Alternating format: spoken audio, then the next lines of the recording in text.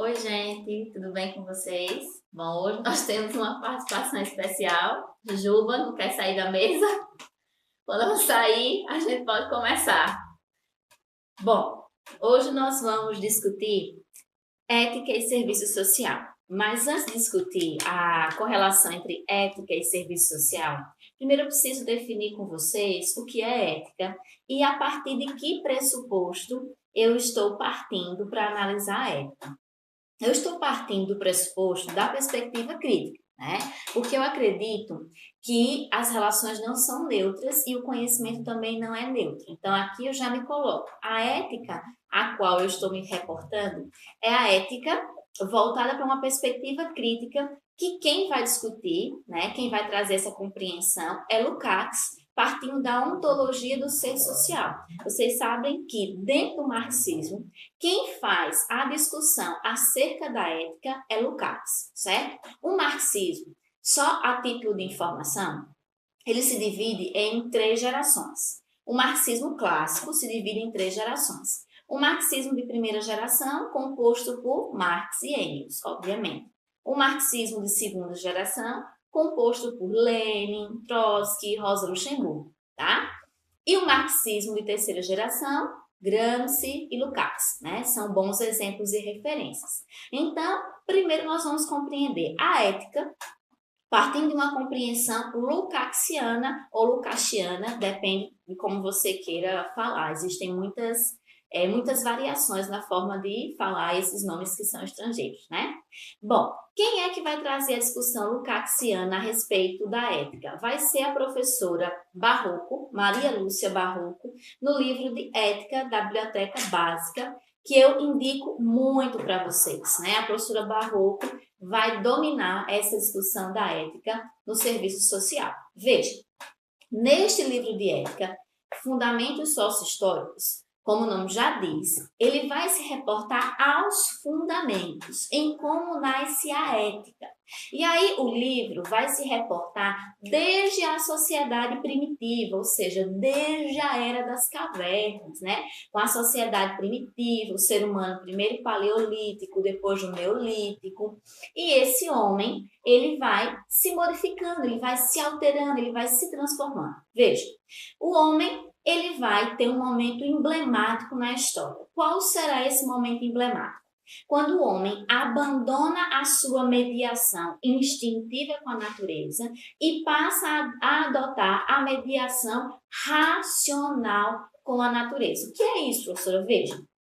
Quando o homem deixa de agir por instinto e passa a agir via racionalidade, isso vai transformar as relações humanas. Isso vai transformar a sociedade. Ou seja, quando o homem passa a ser dotado de razão, o homem vai ter algumas características, como a teleologia e a prévia ideação, ou seja, é a capacidade de projetar idealmente aquilo que se deseja. Ou seja, antes de construir esse livro, ele já existia na minha cabeça, já existia um plano, já existia um projeto, antes mesmo dele se materializar no real.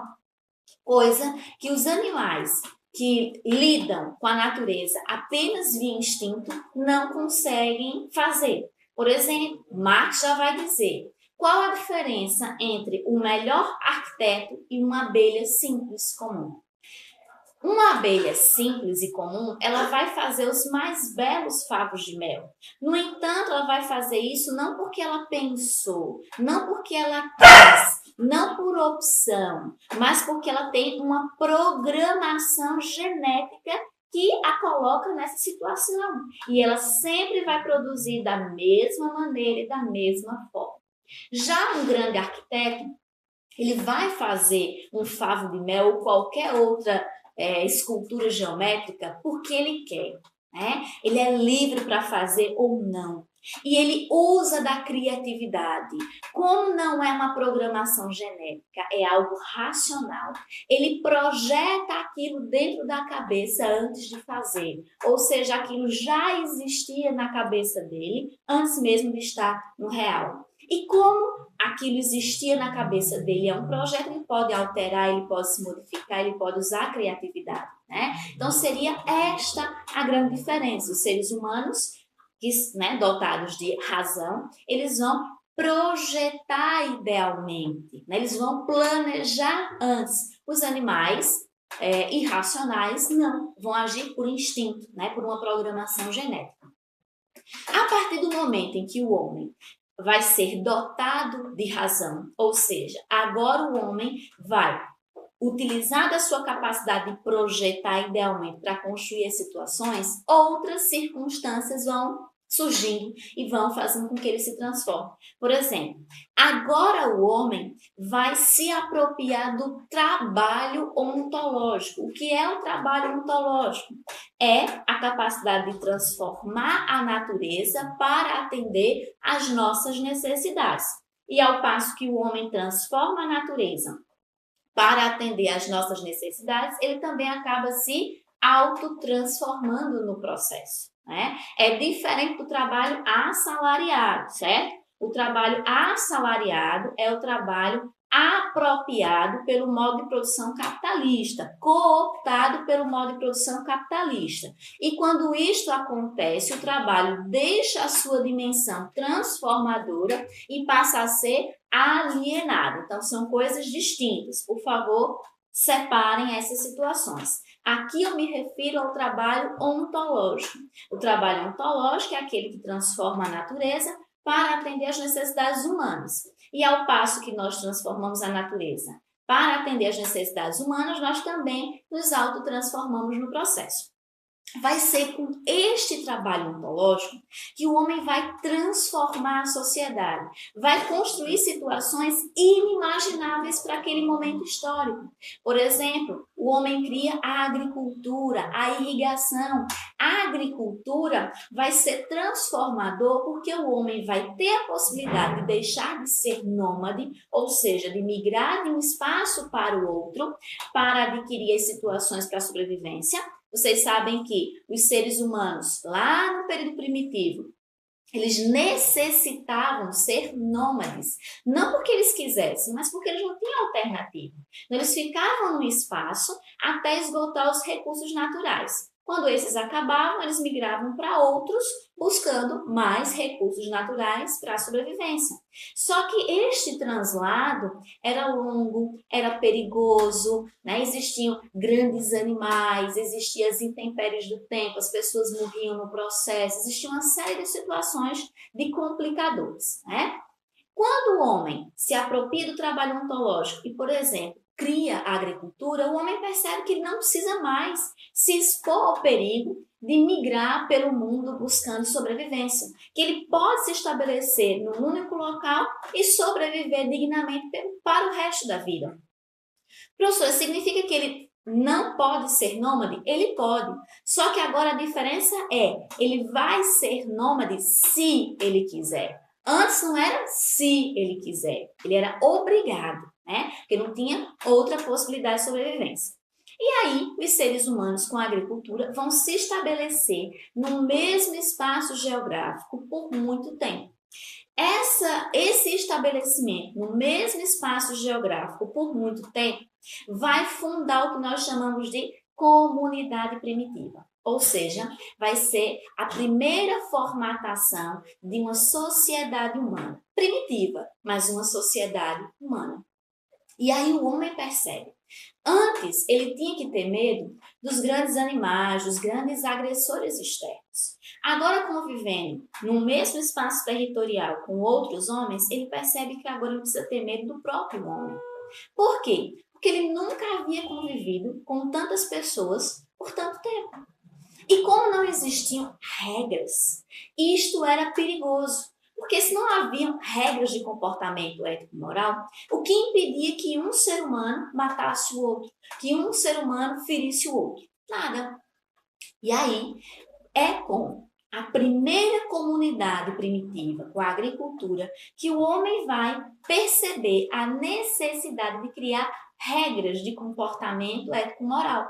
As primeiras regras de comportamento ético-moral, elas vão surgir para garantir a sobrevivência da espécie humana, porque o homem sabe que se não existirem regras, a possibilidade de que um ser humano mate o outro e, portanto, leve a sociedade à extinção é muito grande. Então, essas regras de comportamento ético-moral vão ser fundamentais para garantir a sobrevivência da espécie, né? Para garantir uma convivência minimamente civilizada.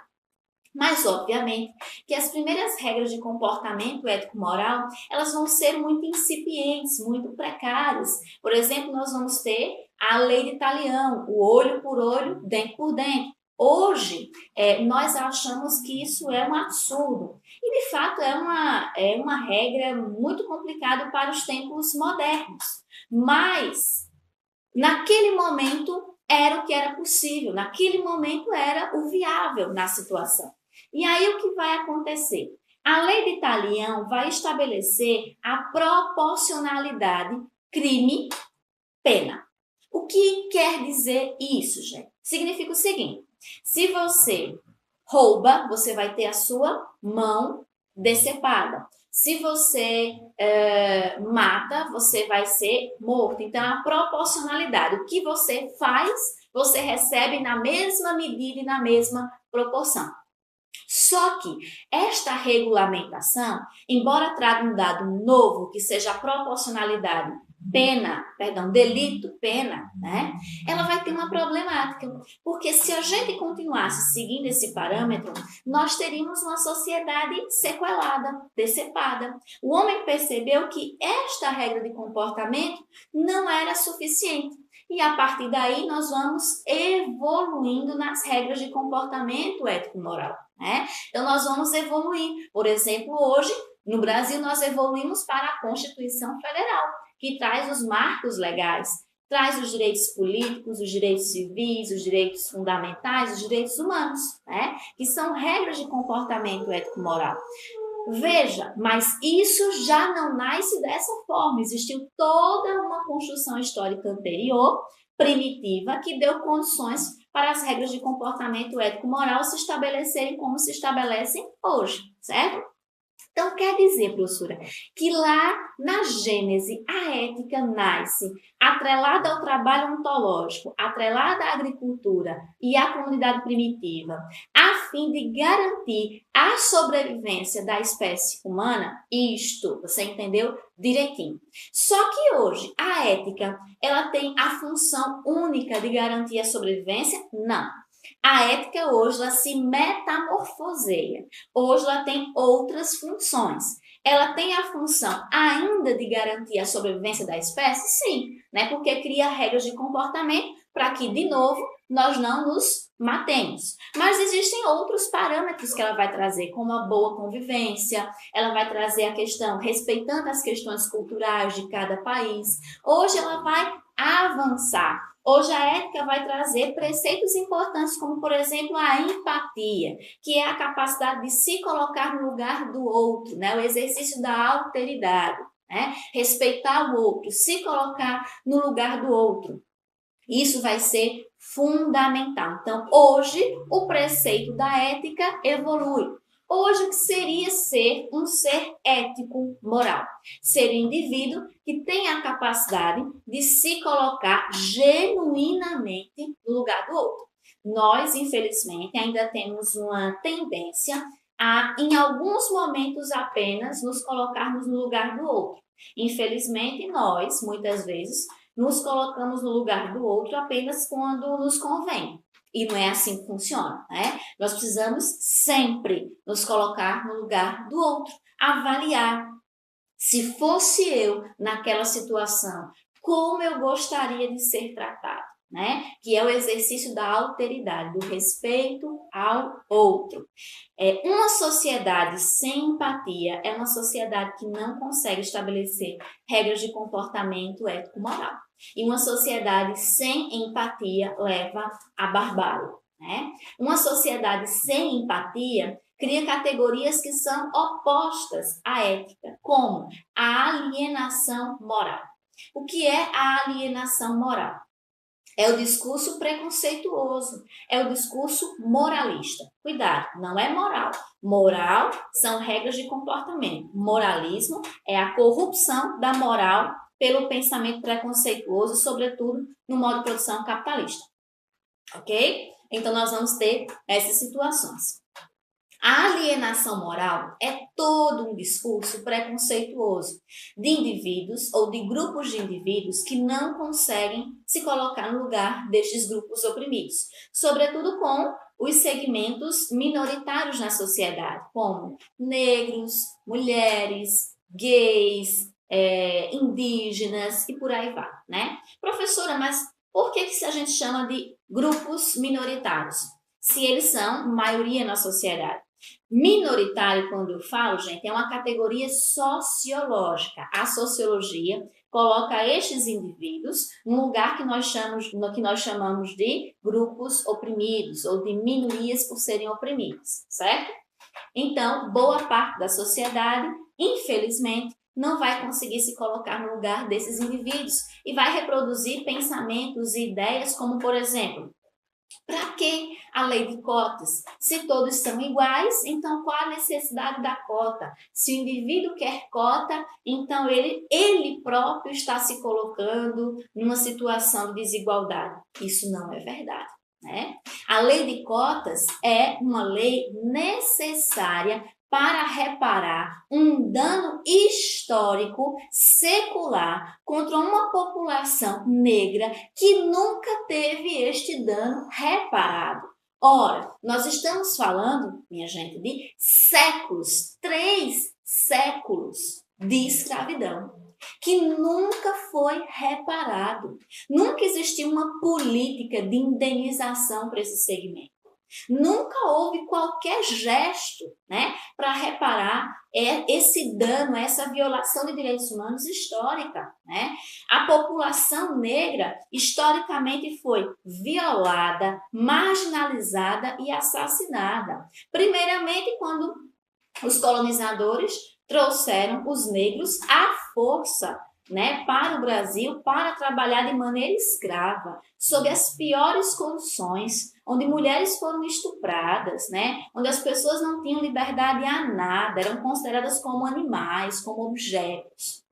Quando esses indivíduos foram libertados, eles foram libertados à força, eles foram libertados contra a vontade do poder, né? Contra a vontade dos poderosos. Tanto que a nossa primeira dívida externa foi conquistada, foi, né, adquirida graças a um empréstimo que o Brasil tomou com a Inglaterra para comprar a libertação dos nossos escravos, né? Isso está no livro de Questão Social da Biblioteca Básica da professora Josiane Soares. Eu recomendo muito que vocês façam a leitura, né, que ela vai se aprofundar a respeito dessas situações que muitas pessoas sequer têm ideia, né? Então, veja, foi um processo absolutamente doloroso.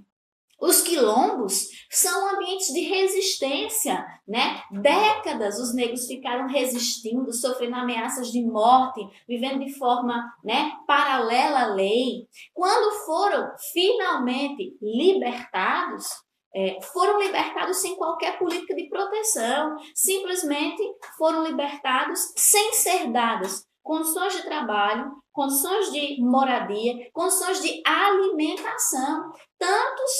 Tanto que muitos se tornaram moradores de rua, ficaram em situações de mendicância, se estabeleceram em ocupações irregulares que hoje nós conhecemos como comunidades periféricas, né? A gênese das comunidades periféricas vai surgir dessas ocupações irregulares das populações negras que não tinham para onde ir, né? Até hoje, este dano não foi reparado. Quantos negros você encontra em universidades públicas, gratuitas e em cursos hegemônicos como medicina? Pouquíssimos. E será que é porque eles não querem? Ou será porque eles não tiveram condições e ainda não têm condições de se inserir nesses espaços, né? Então, veja, esse dano não foi reparado. E o exemplo que eu estou trazendo como a política de cotas, ela é uma iniciativa. Mas, professora, ela talvez não seja suficiente. Ela talvez não resolva. Eu concordo com você. Talvez ela não seja suficiente, talvez ela não resolva, mas ela é uma primeira iniciativa. E uma primeira iniciativa importante, né? E nós devemos lutar pelo fortalecimento dela e para que outras iniciativas como essa surjam e não para eliminar, né? Esse é o exercício da alteridade. Me colocar no lugar deste segmento que foi historicamente oprimido. O mesmo vale para as mulheres, o mesmo vale para os homossexuais, o mesmo vale para os indígenas, para os ciganos e para todos os grupos oprimidos, certo? Os indivíduos que não conseguem fazer esse exercício, eles beiram por algumas situações. Como eu já disse para vocês, a alienação moral, que é o discurso preconceituoso, né? Que pode trazer uma lógica que nós vamos chamar de tolerância negativa. Isso é uma categoria teórica que também está no livro da professora Barroco, da Biblioteca Básica. O que é a tolerância negativa? É o discurso do eu aceito, desde que fique longe de mim. Isso não é aceitar, gente, né? Isso é indiferença, isso é hipocrisia, isso é qualquer coisa, menos aceitar, né? Porque se eu aceito de fato, qual o problema de conviver com essas pessoas? Qual o problema de estabelecer uma relação respeitosa e de amizade? Nenhum. E existe a tolerância positiva, que é a tolerância de verdade, ou seja, eu sei que o outro é diferente de mim, eu sei que ele faz escolhas diferentes das minhas e tudo bem, né? Ele faz escolhas, eu faço outras que muitas vezes não é compatível com a que ele faz, mas nós podemos estabelecer uma relação de respeito mútuo, né? Então, veja, a tolerância positiva seria a tolerância verdadeira. A tolerância negativa é a tolerância falsa, seria o discurso da indiferença, da hipocrisia, né, que nós devemos evitar. E nós temos o âmbito mais perigoso, que é a intolerância, que é a total incapacidade de aceitar o outro, que é a total incapacidade de conviver com o outro que é diferente. O indivíduo que é intolerante, ele odeia, ele tem uma profunda incapacidade de lidar com o outro, tanto que, por ele não conseguir lidar com essas diferenças, ele precisa necessariamente eliminar o outro, seja do ponto de vista físico ou simbólico. E aí, do ponto de vista físico, nós já vimos vários casos, infelizmente, como de assassinatos, de espancamentos, de grupos oprimidos, né? Ou, do ponto de vista simbólico, eu elimino a ideia do outro. Eu elimino o pensamento do outro. Então, o outro está colocando uma situação.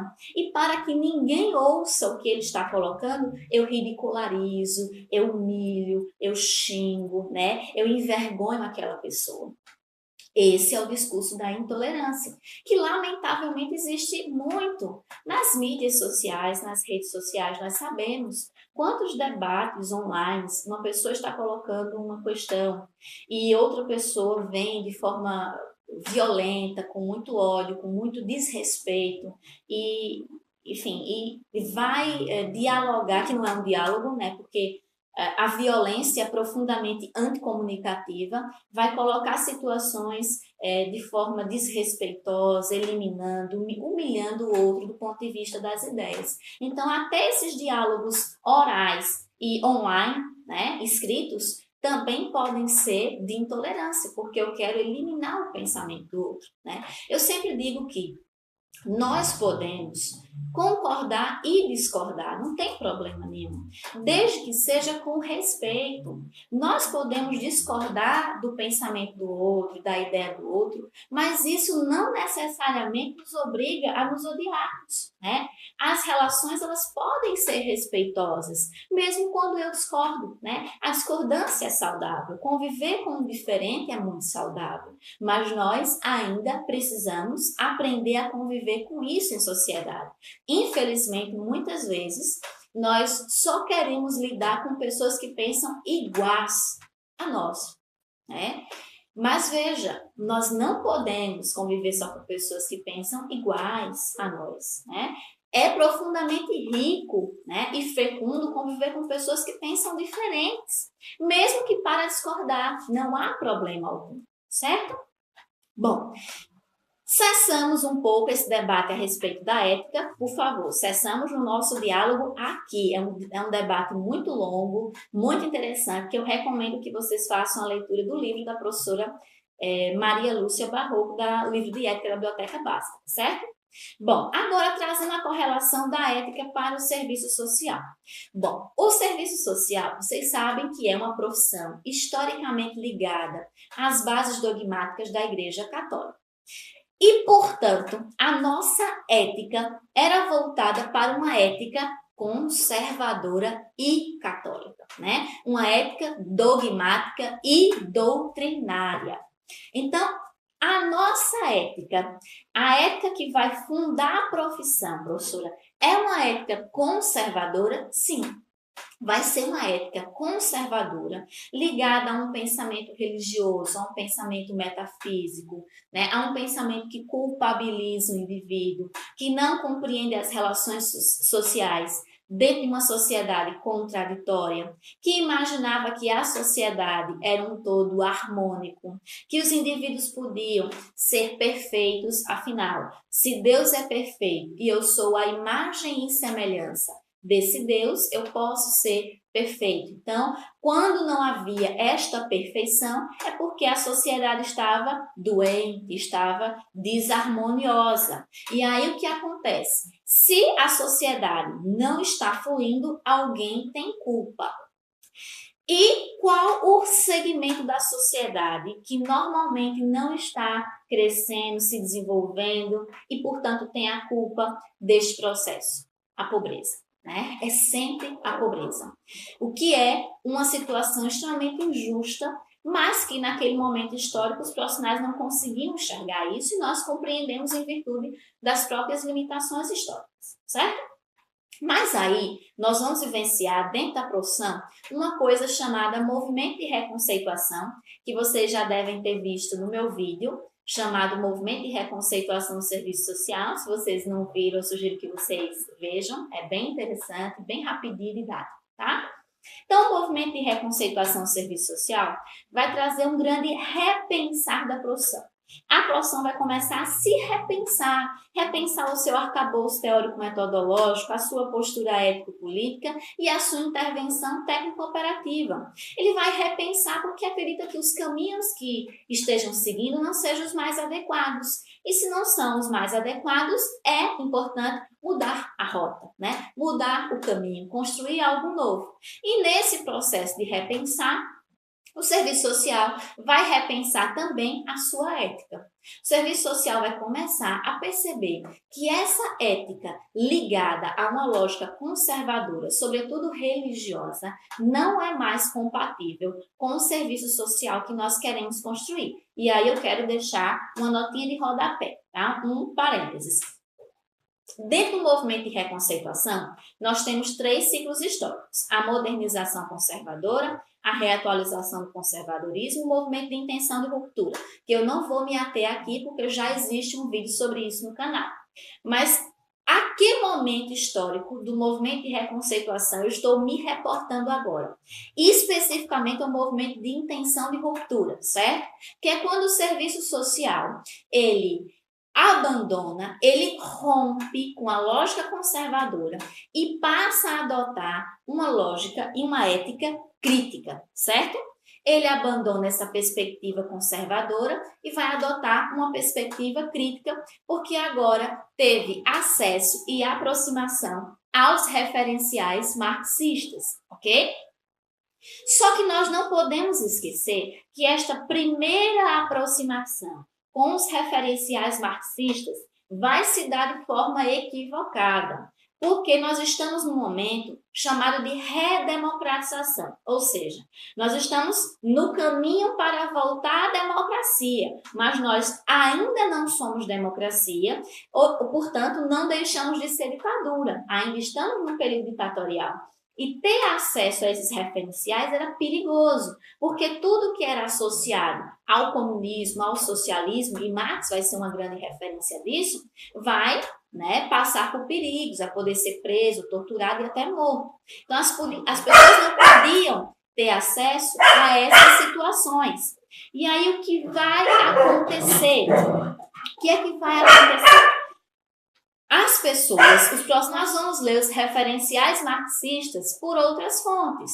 Qual vão ser essas outras fontes? Por exemplo, Althusser, que vai trazer uma lógica marxista misturada com o estruturalismo, né? Uma lógica equivocada, enviesada. Então, veja, como nesse primeiro momento a nossa aproximação com o marxismo vai se dar de forma equivocada, a nossa compreensão a respeito da ética também vai ser equivocada. E aí vai acontecer a seguinte situação.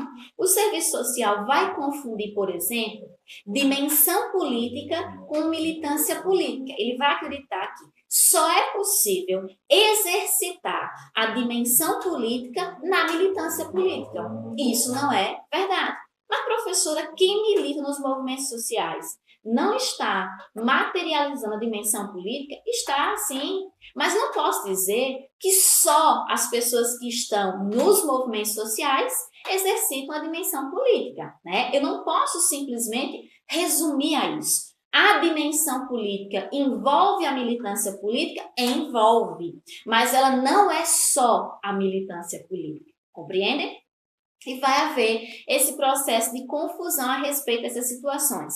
Nós também, no primeiro momento, vamos nos aproximar da teologia da libertação. Então, vamos trazer alguns equívocos teóricos. Então, haver uma certa confusão entre a dimensão da classe trabalhadora de povo com classe trabalhadora. E o senso comum costuma reproduzir muito essa situação. Então, a gente vai chamar povo, nós acreditamos que é sempre o segmento mais vulnerável, né? Sempre a classe trabalhadora. Mas não, povo é um segmento policlassista, que envolve todo mundo, né? O povo brasileiro é todo mundo, é classe trabalhadora e é burguesia. Logo, não é sinônimo de classe trabalhadora. Mas os assistentes sociais, naquele momento, por fazer uma leitura equivocada dos referenciais marxistas, tinham essa confusão, né? Confundiam classe trabalhadora com o povo. Eu sugiro muito a leitura de um livro chamado Renovação e Conservadorismo, da professora Marilde Yamamoto, onde ela vai discutir o serviço social alternativo, certo? Na discussão sobre o serviço social alternativo, ela vai trazer essa categoria povo, vai esmiuçar bem para que a gente possa compreender, tá? Então, o serviço social, com o movimento de reconceituação, vai romper com essa ética conservadora e vai adotar uma ética crítica, mas uma ética crítica enviesada, com problemas, que vai confundir militância política com dimensão política, que vai confundir povo com classe trabalhadora. E por aí vai alguns equívocos, né? Nesse momento, o serviço social vai cair no ecletismo teórico-metodológico. Ou seja, o que é o ecletismo? É a junção de correntes teóricas que não têm compatibilidade. É diferente de pluralismo. Pluralismo é a junção de correntes teóricas com afinidade teórica. E aí, tudo bem. O ecletismo, não. É a junção de correntes teóricas sem compatibilidade. Vamos trazer uma analogia simples. É como se o ecletismo fosse água e óleo, que não se misturam, portanto, que não são compatíveis. E o pluralismo é a junção de água e vinho, se misturam, são compatíveis, certo? Nesse momento histórico, nós vamos cair no ecletismo, porque o serviço social vai juntar, vai unir o serviço social com a sua perspectiva crítica marxista, embora enviesada, com a teologia da libertação. E vejam, gente, aqui não é uma crítica à teologia da libertação, não. Eu tenho um profundo respeito pelo segmento, pelas pessoas. Vejam, aqui a discussão é que dentro do serviço social isso não é possível. Nós não temos nenhum problema com as pessoas que são simpatizantes, que gostam. A nós aqui o nosso profundo, deixamos aqui o nosso profundo respeito, certo? Mas dentro do serviço social isso vai ser um problema. Por quê? Porque o marxismo é uma corrente teórico-metodológica. A teologia da libertação, como o nome já diz, é uma teologia, está no âmbito da fé, da metafísica, daquilo que está para além da física, para além do real. E o pensamento marxista é real, material, ele se pauta no material. Então, são situações que não podem, que não têm condições de serem misturadas no processo. Então, nesse primeiro momento, nós vamos trazer essa confusão. Inclusive, nesse momento, há uma tentativa de junção do marxismo com o cristianismo, que é outro problema. Vejam, tudo isso que eu estou discutindo está no livro Ética e Serviço Social, Fundamentos Ontológicos, tá? Também da professora Maria Lúcia Barroco, tá, gente? Não sou eu que estou dizendo isso, isso está nesse livro, que eu sugiro que vocês leiam, é muito importante. Vejam, gente, eu não tenho nenhum problema com a questão das fés, né, do cristianismo. Pelo contrário, meu profundo respeito, né, inclusive admiração. Mas juntar uma corrente teórica com um pensamento religioso, isso não é possível, porque são situações diferentes, né, que se anulam no processo. O pensamento marxista acredita que o material cria o imaterial. Já a fé, né, o pensamento religioso, acredita que o imaterial cria o material. É o oposto. Então, são situações que não são possíveis de união, tá? E o serviço social, nesse primeiro momento, vai tentar unir essas duas situações e, obviamente, vai cair em equívocos. Embora nós entendemos que isso é em virtude da limitação deste tempo histórico, tá? E aqui, mais uma vez, por favor, isso não é uma crítica às religiões, tá? Aqui deixamos claro o nosso respeito a todas as religiões. Só que no âmbito da profissão isso é um pouco mais complicado, tá? Quando é que o serviço social, de fato, então, professora, vai se apropriar da ética crítica verdadeira, se podemos dizer assim, né? Da ética crítica de fato, sem problemas, sem equívocos. Quando o serviço social se aproxima de Marx por Marx, né? Ou seja, do marxismo clássico, de Marx, né, pelas próprias fontes marxistas, sem equívocos, sem interpretações. E isso vai se dar no final dos anos 70 e início dos anos 80, no Brasil especificamente, quando nós vamos ter agora a volta da democracia, portanto, agora não vai ser mais perigoso para ninguém ter acesso e fazer a leitura dos referenciais marxistas, ninguém vai sofrer o perigo, né, de ser preso, torturado e morto, as pessoas vão poder ler e ter acesso. E aí, quando nós fazemos a leitura desses referenciais marxistas por Marx, ou seja, um marxismo por Marx, nós também chamamos de marxismo clássico, nós vamos compreender corretamente como funcionam as situações, inclusive vamos compreender corretamente os caminhos para a compreensão da ética no serviço social. E aí nós vamos inclusive encontrar autores que se inspiram em Marx, que trazem essa interpretação e esse recorte da ética no marxismo, que aí a pessoa que vai trazer essa situação é Lukács ou Lukács, como vocês queiram falar, tá? E aí o serviço social, ele vai se apropriar de uma ética que nós chamamos de ética crítica ou ética emancipatória, né? Que é um pensamento da ética voltado para a transformação desta sociedade. Nós acreditamos que a ética é uma ferramenta importante para a boa convivência em sociedade, para garantir a sobrevivência da humanidade, para garantir padrões mínimos de sobrevivência, mas também como um componente necessário para contribuir na construção de uma nova ordem societária, ou seja, é um elemento importante para, quiçá, construir uma nova sociabilidade humana. Então, a partir daí, o serviço social vai entender que a ética precisa ser emancipatória, ou seja, precisa dar condições para que os indivíduos se emancipem, para que eles sejam livres de verdade.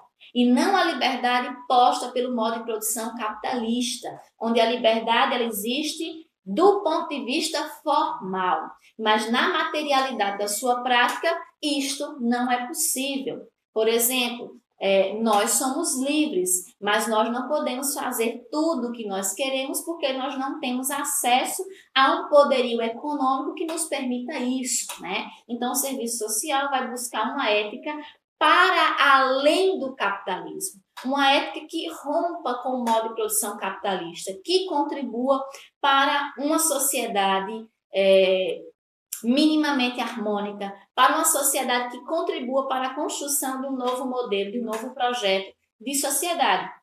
Um projeto de sociedade que estabeleça relações fraternas, né? Relações de empatia, relações onde os indivíduos uns se coloquem no lugar do outro, para relações entre os seres humanos genéricos, né? Para a construção de uma vivência cotidiana que traga qualidade de vida para todo mundo, que rompa com a lógica da apropriação da riqueza, né? Que rompa com essa lógica, que inclusive que nós busquemos a distribuição da riqueza de forma igualitária. Assim como a riqueza ela é produzida coletivamente, que ela seja distribuída e apropriada coletivamente também, né? Então, nós vamos compreender essas situações. Por quê? Não dá para pensar a ética, minha gente, sem pensar nas relações materiais. A ética, ela não está no âmbito apenas do abstrato, das ideias. A ética precisa ser materializada. Por exemplo, dá para o indivíduo ser ético se ele está desesperado e não tem o que comer? Sem condições objetivas, ninguém consegue ser ético, porque a fome ela é desesperadora. Todo indivíduo, inclusive o ser humano, ele necessita comer para sobreviver. Todo ser humano. E numa situação de extrema fome, qualquer pessoa vai fazer qualquer coisa para sobreviver. Inclusive, muitas vezes, burlar a lei, infringir a lei. Então, não dá para dizer que todos vão conseguir reproduzir um comportamento ético sem dar condições objetivas para que essas pessoas sejam éticas. A ética depende de condições materiais e objetivas e, portanto, exige e necessita que a riqueza seja igualmente distribuída. Eu não posso dizer para uma menina de uma comunidade periférica que sofre violações de direito todos os dias, né, que infelizmente muitas vezes é violentada, e aí ela foge de casa e não encontra trabalho porque não tem escolarização, não encontra espaço, né, que a acolha. Eu não posso dizer, não posso olhar para essa menina que muitas vezes ao roubar, ao se prostituir, que isso foi uma escolha dela. Não foi, né? As condições que foram postas, ou seja, a falta de condições dadas a essa menina, inviabilizaram que ela reproduzisse um comportamento ético, né? Então, a ética necessita de condições materiais. Nós precisamos compreender que a ética não é a romantização, né? Não é a abstração. Ética é comportamento cotidiano, que só pode ser materializado com condições. Por exemplo, eu posso dizer para vocês que não vou me submeter a um trabalho que corrompa os meus princípios. Eu posso falar isso. Por quê? Porque eu tenho um trabalho que me garante uma dignidade, eu tenho uma estrutura familiar que vai me dar suporte. Então, eu posso dizer, se não der certo, eu saio e tudo bem, e sigo minha vida. Agora, imagine uma pessoa que só tem aquele emprego, não tem em quem se sustentar, não tem com quem contar, não tem uma estrutura familiar que lhe dê suporte. Se ele abandona ou ela abandona aquele emprego, ela não tem como sobreviver. E aí eu posso olhar para aquele indivíduo e dizer que ela tem a opção de seguir um comportamento ético-moral? Eu não sei se é bem assim, né? Porque não foram dadas condições objetivas para que essa pessoa pudesse escolher. Veja, o que é escolha, né? É ter várias alternativas. E a partir daí, escolher entre estas alternativas que estão postas. Se você não tem várias alternativas, ou pelo menos duas alternativas, né, para escolher, isso não é escolha, é imposição. Se eu só tenho um caminho, uma opção, isto não é escolha, isso é imposição. Bom, eu espero que tenha ficado claro, gente, né? A ética é um conteúdo maravilhoso, diverso, né? Plural. Ainda existem muitas dimensões que nós podemos abordar, mas eu espero que tenha ficado claro que a conceituação da ética é muito complexo, é muito amplo, né? E que a ética, né, que nós desejamos, a ética crítica emancipatória, ela depende de condições objetivas, né? Isso é importante que a gente saiba e que a gente exercite na vida, tá? Com certeza nós teremos outros vídeos no canal para discutir outras questões a respeito da ética, porque, como eu disse, é um conteúdo muito vasto, que não se finda nessa discussão, existem várias outras ramificações de discussão para a gente discutir, mas que não seria possível, não daria tempo apenas nesse vídeo, tá bom? Então, espero que vocês tenham gostado de mais essa contribuição. Se vocês gostaram, por favor, não esqueçam de curtir, de compartilhar e de comentar e trazer mais sugestões aí nos comentários, tá bom? Lembrando, gente, as pessoas que me sugeriram vídeos, nós já estamos planejando e organizando a confecção desses vídeos, tá certo? Então, eu tive pessoas que sugeriram vídeos para tratar a respeito do capitalismo, a respeito da Nob Suas RH, a respeito do Código de Ética. Tudo isso nós vamos trazer em breve, provavelmente a partir de janeiro, tá certo? Todos os comentários de vocês, todas as sugestões vão ser seguidas sim, com certeza, tá bom? Muito obrigada, espero que vocês tenham gostado.